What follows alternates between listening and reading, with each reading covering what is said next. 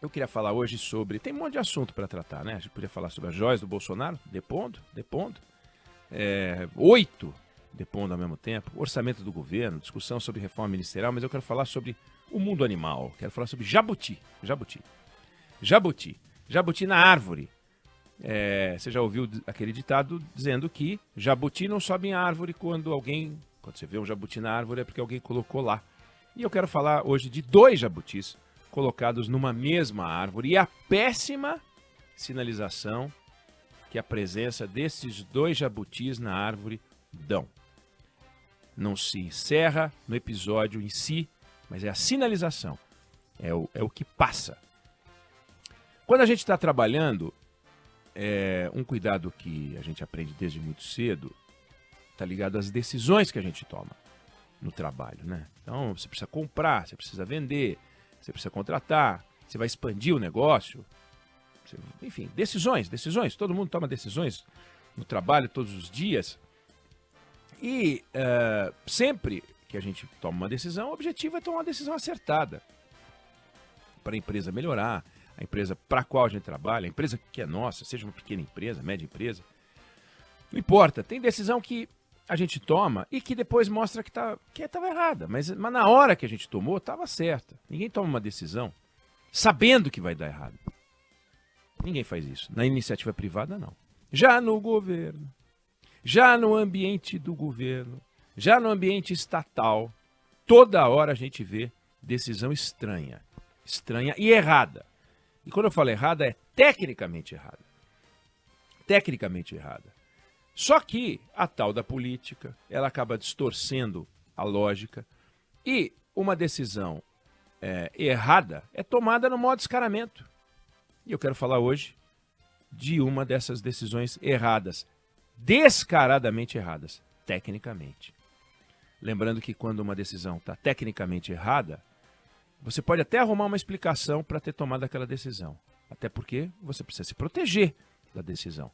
Em geral, proteção jurídica. Mas o fato de você estar protegido, juridicamente protegido, não significa que a decisão virou uma decisão tecnicamente acertada. Não. Ela continua tecnicamente errada, o que é péssimo.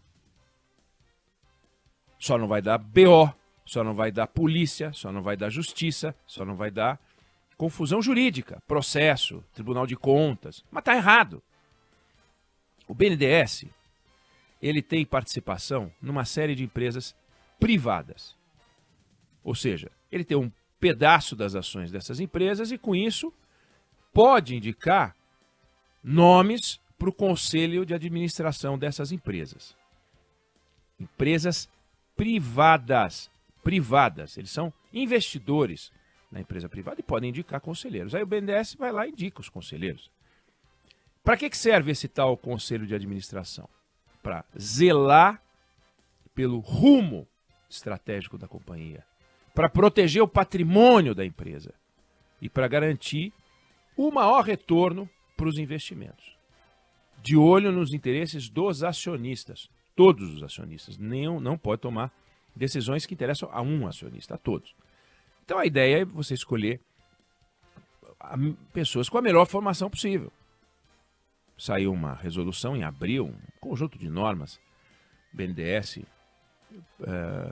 para apresentar o perfil das pessoas que podem integrar esses conselhos. Aí você vê lá que os profissionais são selecionados com base na experiência profissional e nos conhecimentos que eles acumularam ao longo da sua vida, né? Conhecimentos que vão ser úteis para o exercício daquela função, para aquela companhia, não para eles. Para aquela companhia. A ideia não é arrumar uma vaguinha para as pessoas, e sim escolher um perfil que pode ajudar a representar o acionista, a representar o BNDES da melhor forma possível, ajudando aquela companhia. Então, por exemplo, a AES Brasil Energia. O BNDES indicou um conselheiro chamado Eduardo de Sá, engenheiro mecânico, formado pela Federal do Rio de Janeiro, pós-graduação em economia, MBA pela Universidade de Warwick, na Inglaterra. Um perfil bom, bacana, tá lá. JBS. O BNDES indicou a Cláudia Pimentel Trindade Prates, 26 anos de BNDES. experiência em negociação com empresas, estruturação de projetos de infraestrutura, renegociação de dívida, tudo certo. Tecnicamente certo, não tem discussão. Aí a gente chega ao jabutis. Tem uma empresa que não é uma empresa que trabalha com o público, então muita gente não conhece, mas é uma bela empresa, chamada Tupy. Ela é uma multinacional, tem mais de 80 anos de mercado. Ela tem quase 20 mil funcionários. E ela produz componentes em ferro fundido, que vão ser usados para o setor de transporte, geração de energia, infraestrutura, agronegócio. 10 bi de faturamento, exporta para mais de 40 países, é uma beleza. Empresa de capital aberto, cotada em bolsa, hiper técnica, envolvida em discussões de alta tecnologia, novos combustíveis, negócio refinado. Então, é uma discussão para engenheiros, né? É uma discussão sofisticada. Quanto mais engenheiro você tiver numa empresa dessa, melhor. Aí vem o BNDES. E diferente dos perfis que eu acabei de falar, indica para o conselho da Tupy 2 políticos. O ministro Carlos Lupe do Trabalho e a ministra Aniele Franco da Igualdade Racial. É uma barbaridade. É um escândalo do ponto de vista técnico. 2 jabutis. Eles ganham 39 mil reais de salário por mês, cada um como ministros, e vão ganhar mais 600 mil reais por ano, mais 50 pau por mês. Então sai de 40 para 90. É uma bela bolada, né? Bela bolada. Só que a ideia é que os conselheiros sejam recrutados para ajudar a empresa. Não que os conselheiros sejam recrutados para que a empresa os ajude, aumentando com o reforço salarial ordenado de ministro. E aumentando, olha só o que é aumentar. Sai de 40 para 90. Fora esse absurdo, que é vamos botar alguém para melhorar a vida deles e não vamos botar alguém para melhorar a vida da empresa. Fora esse absurdo, você tem o fato de que tanto o Carlos Lupe quanto a Aniele Franco não tem experiência nenhuma para ajudar a Tupy. A Tupy ajudá-los já está demonstrado. A Aniele é colega nossa, jornalista. Aliás, mais colega da Débora, porque ela é jornalista e professora de inglês. Então é mais a colega da Débora do que eu não sou professor de inglês. O que ela entende? O que ela entende de motor? Eu não entendo nada. O que ela entende? Eu não entendo nada. Imagina, eu sou indicado para ser conselheiro da Tupy, não posso. Não dá. Sou indicado para ser conselheiro da NASA. Não dá. O que eu entendo? Da Embraer. Mas ela foi. O Carlos Lupe. Carlos Lupe é político há mais de 30 anos, do PDT. Respira conchavo 24 horas por dia. O que ele entende de motor? O que é o motor da política? Mas motor da Tupy? Não entende nada. Nada. Conflito de interesses também. Evidente. Vamos imaginar. Reunião no Conselho de Administração. Presidente da empresa, Fernando Rizzo, aliás, escolhido um dos 10 melhores CEOs do Brasil pela revista Forbes. Tremendo profissional. Aí vamos imaginar que o Fernando Rizzo se senta com o Conselho de Administração e diz: pessoal, temos um problema aqui. O nosso passivo trabalhista está nas alturas e estamos precisando reverter aí. Parece que tem uma lei nova aí que o governo está sugerindo e nós temos que reverter para melhorar a nossa vida e temos que reduzir a nossa despesa aqui trabalhista. Vamos fazer uma alternativa. O Carlos Lupe é ministro do Trabalho. Ele vai se manifestar com que chapéu? De ministro do Trabalho defendendo a lei e os trabalhadores ou como conselheiro da Tupy? Esteja preso! Já pensou? Aniele Franco. Fernando Rizzo, presidente da empresa, leva ao conselho um desafio no campo da diversidade, leva a ele um caso de racismo, leva a ele algum problema ligado ao campo de atuação da ministra Aniele Franco. O que ela faz com essa informação?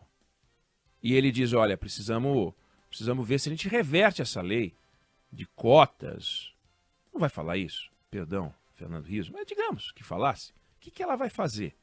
Denunciá-lo às autoridades? Não, deixa que eu vou falar com alguém lá em Brasília para ver se dá para fazer alguma coisa. É isso que ela vai falar? Ou vai informar as autoridades para autuar a Tupi? Não, deixa que eu vou sensibilizar. Pode dar uns telefonemas. Se der uns telefonemas, tá frita. Perde emprego de ministra. Se autuar, tem que perder o emprego de conselheira. Quer dizer, não dá. É um conflito. É uma interferência indevida do Estado numa empresa privada. Como 2 ministros de Estado podem ter acesso a informações privilegiadas de uma empresa? Eles fazem política pública. Eles podem, com base numa informação que obtiveram da Tupi, desenvolver ou propor uma política pública contra aquilo que a Tupi está fazendo, por exemplo. O que é incrível dessa história é que o presidente do BNDES, Aloysio Mercadante, acha que está tudo bem. Está tudo bem. Indica o Lupe, indica a Aniele. Presidente Lula, está tudo bem.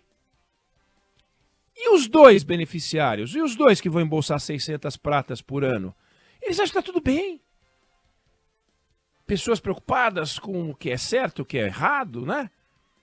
Ou o ministro do Trabalho, o ministro da Igualdade Racial, sempre buscando discussões para melhorar e diminuir as diferenças e tal. Foram lá buscar mais 50 por mês. Que coisa tosca. E um conflito cotidiano expondo a empresa. Que contribuição esses 2 vão dar para a Tupi? Não sei. Agora, que contribuição a Tupi está dando para eles? Aumentando o ordenado. O pavoroso dessa história, o que torna essa história mais absurda, é imaginar que a maior contribuição que eles podem dar para a empresa é ficar quieto na reunião, para não atrapalhar, porque não tem o que falar. Quando vierem aqueles relatórios mostrando as liabilities, quando vierem aqueles relatórios cheios de gráficos e tal, eles vão falar o quê? É inacreditável essa história. Alguém vai dizer, gente, desculpa, é uma empresa. Não é uma empresa. Ali é um exemplo de intervenção do Estado numa empresa privada. Numa empresa privada. Quando você coloca um ministro como Carlos Lupe e uma ministra como Aniele Franco. Agora, quando você indica perfis como os que eu falei, do Eduardo de Sá para a ES Brasil Energia, para a Cláudia Pimentel para a JBS, tudo bem. Conselheiros profissionais, executivos, tal, do mercado, eles não estão na esplanada fazendo reunião com o presidente da República, eles não estão fazendo conchavo com partido político, eles não estão se metendo em discussões para destruir a direita, melhorar a esquerda. Eles não se metem nisso, eles são profissionais da gestão privada. Os outros são formuladores de políticas públicas. Está um conflito evidente, mas é uma coisa descarada e ninguém acha que está tudo bem. Então, queria dedicar hoje a conversa aos jabutis, ao Jabuti Lupe, a Jabuti Aniele, aos jabutis que foram colocados na árvore Tupi. O que é um absurdo. É um absurdo. E, no entanto, isso tem ocupado um espaço pequeno, porque a gente tem tanto problema para discutir que isso aí fica meio lateral. Mas isso é um absurdo para o qual eu queria chamar atenção. Não sei se você concorda ou discorda, mas é a minha opinião sobre o assunto.